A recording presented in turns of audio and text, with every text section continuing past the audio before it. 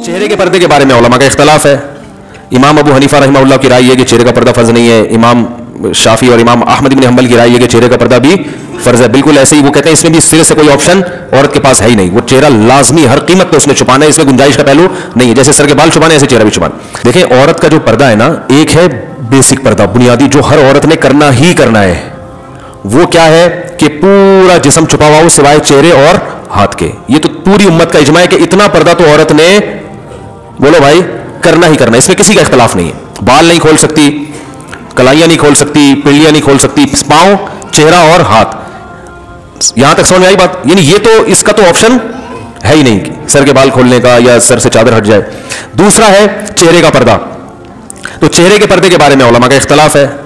इमाम अबू हनीफा रहमहुल्लाह की राय है कि चेहरे का पर्दा फर्ज नहीं है। इमाम शाफी और इमाम अहमद इब्न हंबल की राय है कि चेहरे का पर्दा भी फर्ज है। बिल्कुल ऐसे ही वो कहते हैं इसमें भी सिरे से कोई ऑप्शन औरत के पास है ही नहीं। वो चेहरा लाजमी हर कीमत पे उसने छुपाना है, इसमें गुंजाइश का पहलू नहीं है। जैसे सर के बाल छुपाने ऐसे चेहरा भी छुपाना। इमाम हनीफा की जो असल राय है वो यही है कि चेहरे का पर्दा फर्ज नहीं है असल के एतबार से। तो चेहरे का पर्दा जो फर्ज है वो जहां फितने का खौफ होगा तो वहां फर्ज होगा, जहां फितने का खौफ नहीं है वहां फर्ज नहीं है। फितने का खौफ हो फिर भी फर्ज नहीं है, ऐसी किसी फकीह की राय नहीं है। क्योंकि कुरान मजीद की जो आयत है ना, युद्रीना अलैहिन्ना मिन जलाबीबिहिन्ना, जब घर से बाहर निकले तो अपने ऊपर चादरें डाल लिया करो, तो ज़ाहिर उसमें चेहरा भी आएगा। तो वो फितने के खौफ ही के मौके पर अल्लाह ने फरमाया। तो जहां भी फितने की नौयत चाहे किसी भी नौयत की हो, तो इस पर उलमा कहते हैं कि जवान औरत के चेहरे में फितने का खौफ बहरहाल मौजूद है। सारे तो मसाइल चेहरे ही से पैदा होते हैं ना, तो इसलिए फितने की वजह से चेहरे के छुपाने का हुक्म दिया जाएगा। और फतवा इसी पर है कि अगर कोई जवान औरत चेहरा नहीं छुपाती तो वो गुनहगार होगी।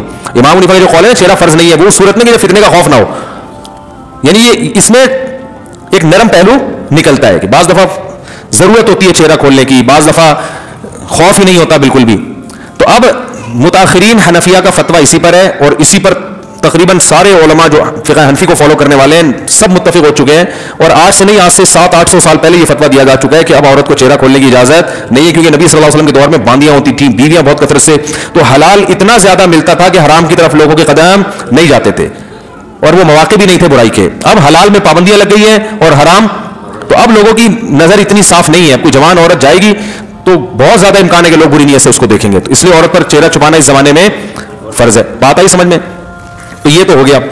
लेकिन इसमें चूंकि इख्तलाफ है और एक पहलू निकलता है, तो जहां शदीद मजबूरी होगी तो वहां गुंजाइश दी जाएगी।